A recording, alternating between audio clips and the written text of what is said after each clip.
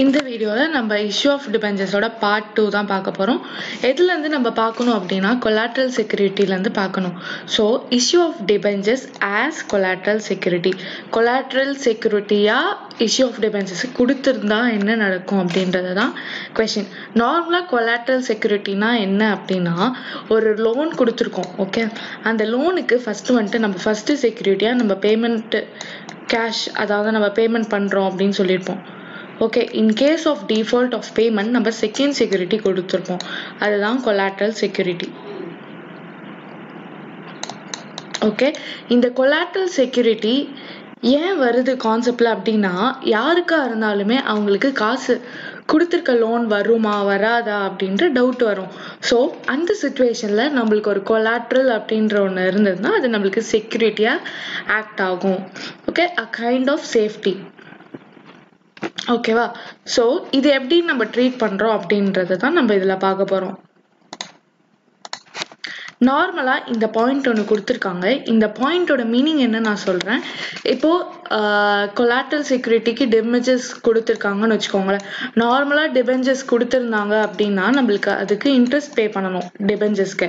ஆனா கொலாட்ரல் செக்யூரிட்டியா கொடுத்துருந்தாங்க அப்படின்னா, அதாவது ஏதாவது லோனுக்கு செக்யூரிட்டியா டிபெஞ்சர்ஸ், அதாவது அசெட் தானே எப்பவுமே நம்ம மார்ட்கேஜ் பண்ணுவோம், அதுக்கு பதில் கொலாட்ரல் செக்யூரிட்டியா டிபெஞ்சர்ஸ் கொடுத்திருந்தாங்க அப்படின்னா நம்ம வந்துட்டு டிபெஞ்சர்ஸ்க்கு இன்ட்ரெஸ்ட் போடக்கூடாது.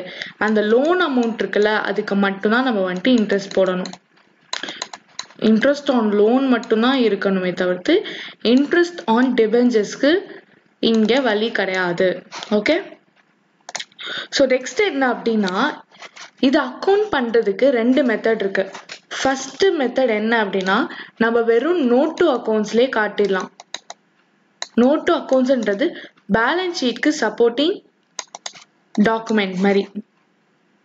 Okay, so note to accounts இருக்குன்னு வச்சுக்கோங்களேன். அதுல நம்ம வந்துட்டு லாங் டேர்ம் பாரோயிங்ஸ் அந்த அமௌண்ட்லாம் போடும்போது நம்ம வந்துட்டு பிராக்கெட்ல வந்து இந்த மாதிரி collateral security secured by issue of, அதாவது எப்படி காட்டணும் அப்படின்னா, இப்போ இங்க இருக்கு IDBI-ல இருந்து நம்ம லோன் வாங்கியிருக்கோம். இந்த கொஸ்டின் பார்ப்போம், பார்த்தோன்னே புரிஞ்சிடும். X Limited obtains a loan from IDBI of 1 crore giving as collateral security of 1.5 of rupees 10 each, 14% of first mortgage debentures. Okay, ஐடிபிஐக்காக வாங்கியிருக்காங்க. ஸோ ஐடிபிஐ லோனை நோட் அக்கௌண்ட்ஸ்ல போடும்போது கீழே வந்துட்டு சப்போர்ட்டிங் டாக்குமெண்ட்ஸ் கொடுத்துடணும். அதாவது collaterally secured by issue of rupees 1.5 crores 14% first mortgage debentures அப்படின்றத நம்ம மென்ஷன் பண்ணிக்கணும். ஓகே, ஸோ இது வந்துட்டு ஈஸியான மெத்தட். இதுவே இன்னொரு மெத்தட் என்ன அப்படின்னா, நம்ம ஜேர்னல் என்ட்ரி போட்டுட்டு அந்த ஜேர்னல் என்ட்ரியை எஃபெக்ட் பண்ற மாதிரி, அதாவது debit and credit balance effect ஆகும்ல நம்ம ஜேர்னல் என்ட்ரி போட்டாலே. ஸோ ரெண்டு எஃபெக்ட் காட்டணும். ஸோ மெத்தட் 1 அப்படின்னா வெறும் நோட் டு அக்கௌண்ட்ஸ்ல காட்டணும். மெத்தட் 2 என்ன அப்படின்னா,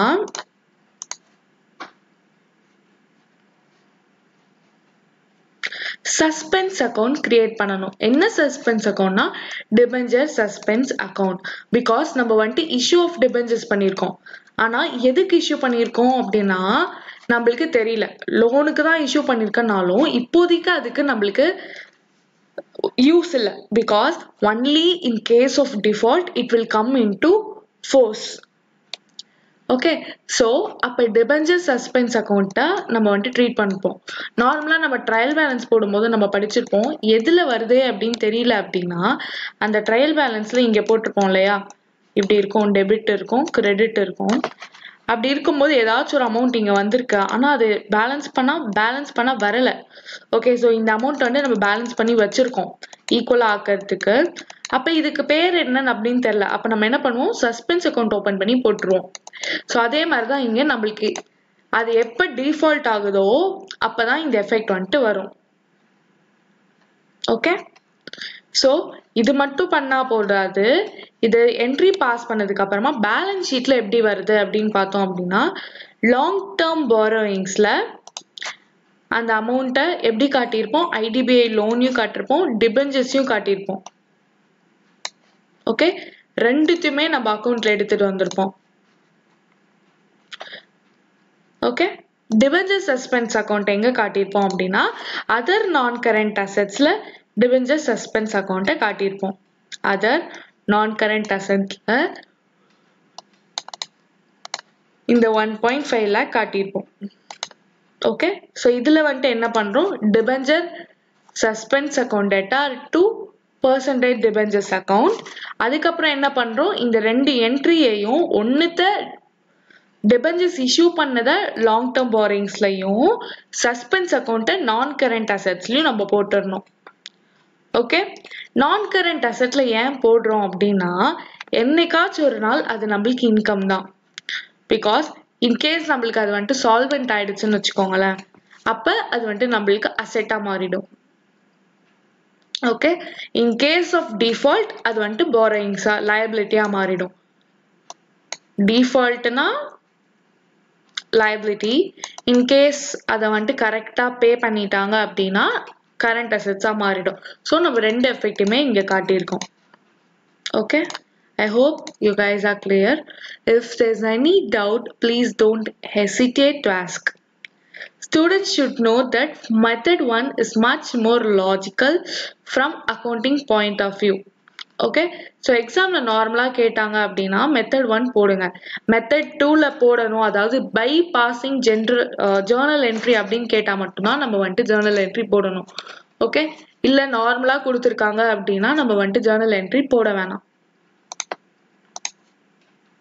Next, issue of debentures in consideration other than for cash.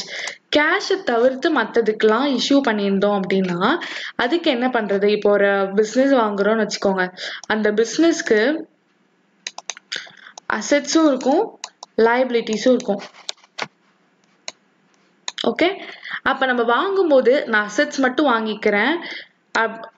வாங்கிக்கிறேன்னு சொல்ல முடியாது, இல்ல லைபிலிட்டிஸ் மட்டும் நான் வாங்கிக்கிறேன்னு சொல்ல முடியாது. ஸோ நம்ம என்ன பண்ணுவோம், அசெட்ஸையும் வாங்கிப்போம் லைபிலிட்டிஸும் வாங்கி தான் ஆகணும். ஓகே, இந்த ரெண்டுத்தையும் என்ன பண்ணுவோம் அப்படின்னா அசெட் வந்துட்டு நார்மலா கம்பெனிக்கு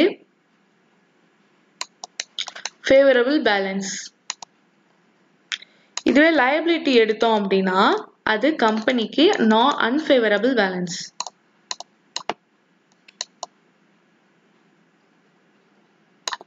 ஓகே, அப்படி இருக்கும்போது ஃபேவரபிளையும் அன்ஃபேவரபிளையும் செட் ஆஃப் பண்ணிக்கணும். செட் ஆஃப் பண்ணா என்ன நடக்கும், assets minus liability. Set off பண்ணோம் அப்படின்னா எய்தர் நெகட்டிவ்ல வரலாம் இல்லனா பாசிட்டிவ்ல வரலாம். அசெட் அதிகமா இருந்ததுன்னா நம்ம எக்ஸ்ட்ராவா கேஷ் பே பண்ணணும். ஓகே, எப்போ பாசிட்டிவ் வரும்னா அசெட்ஸ் அதிகமா இருந்தாதான் பாசிட்டிவ் வரும். Okay, asset is greater than liability na positive. When liability is greater than asset அப்படினா negative வரும். Okay, liability asset ஓட liability அதிகமா இருந்தா நம்ம அந்த கம்பெனியை நம்ம வாங்க மாட்டோம்.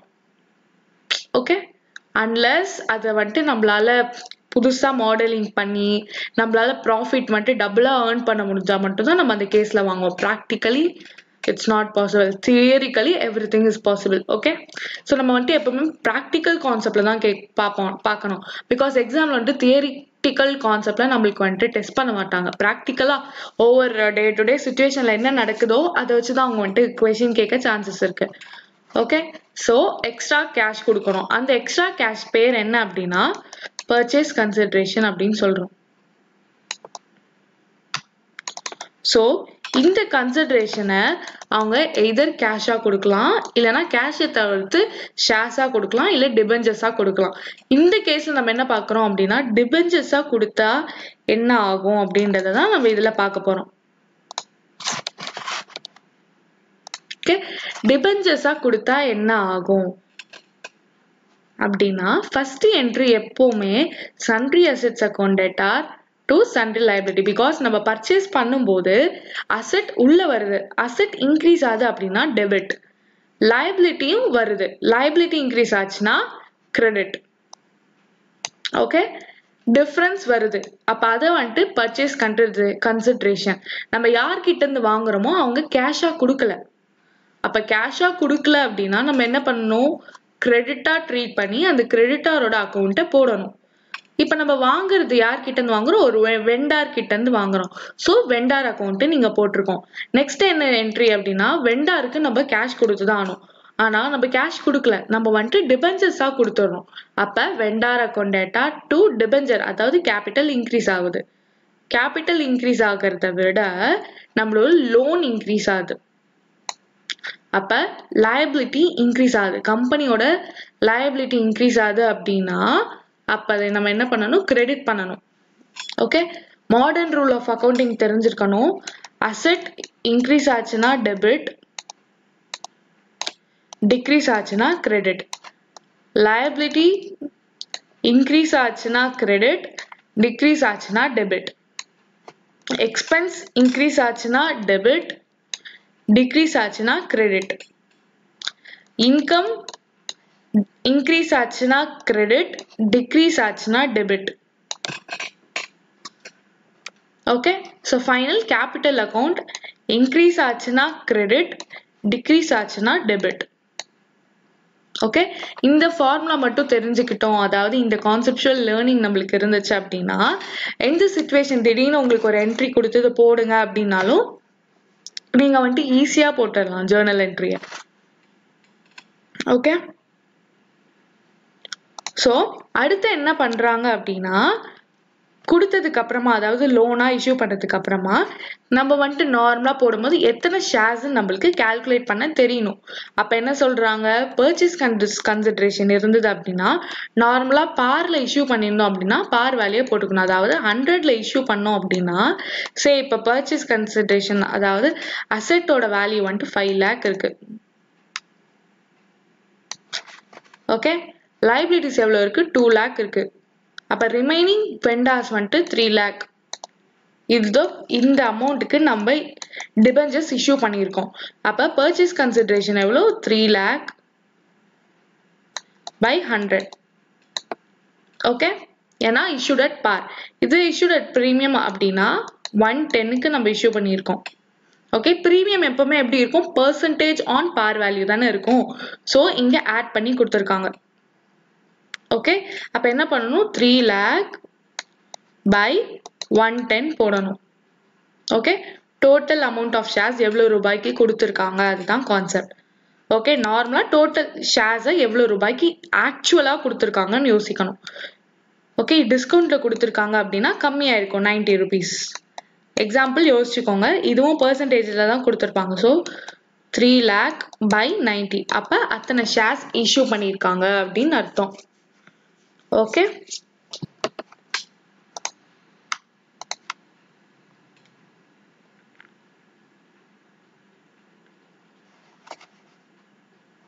ஸோ இந்த சம் கொடுத்துருக்காங்க, போட்டு பார்க்கலாமா. So X Company Limited issued 10,000 14% debentures of the nominal value of rupees 50 lakh each. Nominal value 50 lakh அப்படின்னா 50 lakh by 10,000 வந்துட்டு par value, face value கிடைச்சிரும், அதாவது par value கிடைச்சிரும். ஓகே, so rupees 500 ஒரு ஷேரோட பிரைஸ். நெக்ஸ்ட் என்ன சொல்லியிருக்காங்க, to sundry persons for cash at 90% nominal value rupees 25 lakh. nominal value 25 lakh, ஆனா sundry personக்கு 90%க்கு தான் கொடுத்துருக்காங்க அப்படின்னு சொல்லியிருக்காங்க.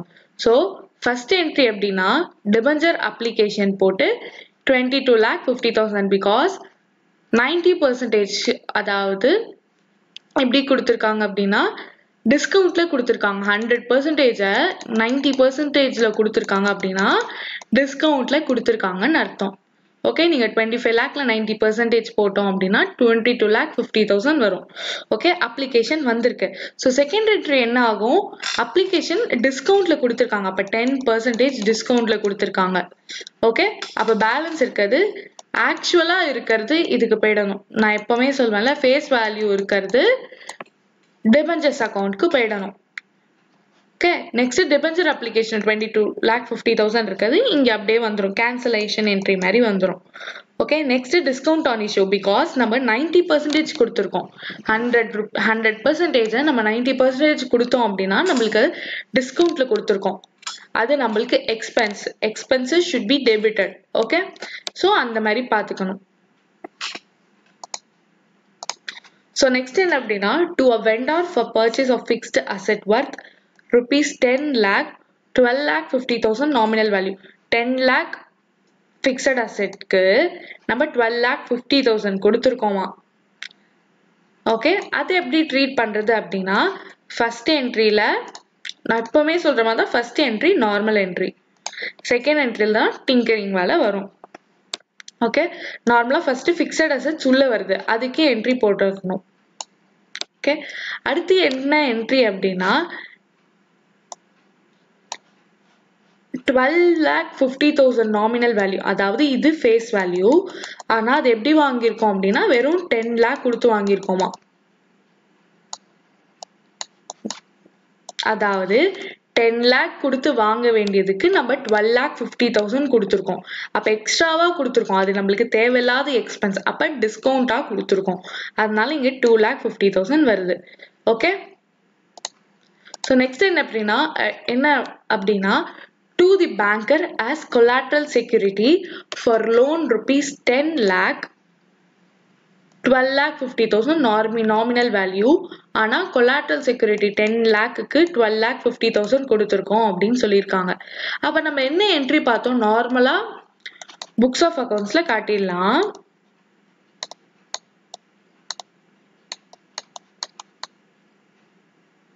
Okay, so sorry books of account note அக்கவுண்ட்ஸ்ல நம்ம எழுதிடலாம்.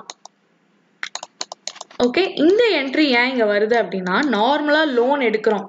ஓகே, இந்த ஒரு கான்செப்ட்க்கு நம்மளுக்கு ரெண்டு ஆஸ்பெக்ட்ஸ் இருக்கு. ஒன்னு லோன் எடுக்கிறதுனால நம்மளுக்கு கேஷ் உள்ள, அதாவது பேங்க்ல மணி வரும். லோன் எடுத்தோம்னா பேங்க்ல மணி இன்க்ரீஸ் ஆகும். ஓகே, நம்மளோட லைபிலிட்டி இன்க்ரீஸ் ஆகும். எந்த பேர்ல இன்க்ரீஸ் ஆகும், பேங்க் லோன் அக்கௌண்ட்ல. So bank account debtor to bank loan account போட்டாச்சு. எதை வச்சு எடுத்திருக்கோம், ஏன்னா இது வந்துட்டு first security payment, secondary security, அதுதான் கொலாட்ரல் செக்யூரிட்டி. கரெக்டா? ஸோ அதுக்கு இந்த என்ட்ரிக்கு நம்ம இஷ்யூ போட வேணாம், ஆனா ஃபர்ஸ்ட் செக்யூரிட்டிக்கு என்ட்ரி போடணும்.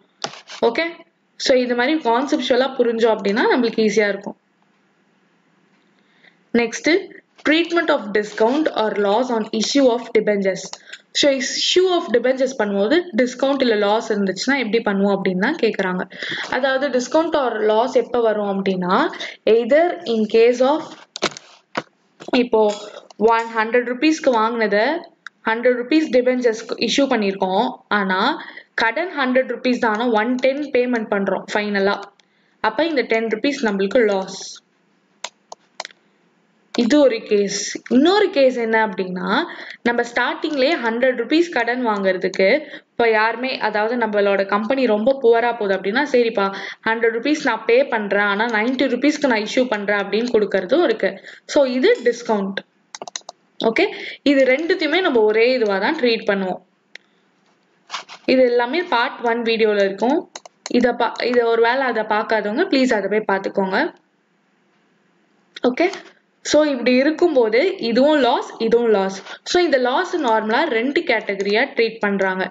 என்ன 2 கேட்டகரியா ட்ரீட் பண்றாங்க அப்படின்னா எய்தர் எல்லாத்தையுமே நம்ம ஒரு பீரியட் ஆஃப் டைம், அதாவது ரெடீமபிள் டிபெஞ்சர்ஸ் இருக்கும்ல, ரெடீமபிள் டிபெஞ்சர்ஸ்னா என்ன சொன்னா ஒரு சர்டைன் பீரியட் ஆஃப் டைம் கழிச்சு அதை ரெடீம் பண்ணிடுவாங்க. ஸோ அப்ப மொத்தமா, அதாவது லம்ப் சம்ல ரெடீம் பண்றாங்க அப்படின்னா அதை நம்ம ஈக்குவலா ரைட் ஆஃப் பண்ணணும் ஒரு வருஷமும். சே இப்போ 5 lakh டிபெஞ்சர்ஸ் இருக்கு, அதுல 10% டிஸ்கவுண்ட்னு வச்சுக்கோங்க. அப்ப நம்மளுக்கு எவ்வளவு இருக்கு, 50,000 இருக்குன்னு வச்சுக்கோங்க. ஓகே, 50,000 இருக்கு. அப்ப இந்த மாதிரி ஒரு ஓவர் 5 இயர்ஸ்ல நம்ம இதை பே பண்றோம் அப்படின்னு சொல்லிட்டாங்கன்னா அப்ப 50,000 டிவைடட் பை 5 போட்டுக்கணும்.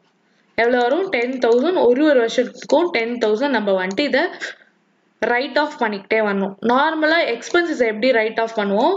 P&L account debtor to discount on issue of debentures நம்ம போட்டுடணும். ஓகே, ஸோ இது மாதிரி. ஏன்னா ஆல்ரெடி டிஸ்கவுண்ட் அதாவது எக்ஸ்பென்சஸை டெபிட் கொடுத்துருப்போம். ரைட் ஆஃப் பண்றோம் அப்படின்னா கேன்சல் பண்ணி விடணும். அப்ப ஆல்ரெடி டெபிட் கொடுத்துருந்தோம் அப்படின்னா ரைட் ஆஃப் பண்ணும்போது கிரெடிட் கொடுக்கணும்.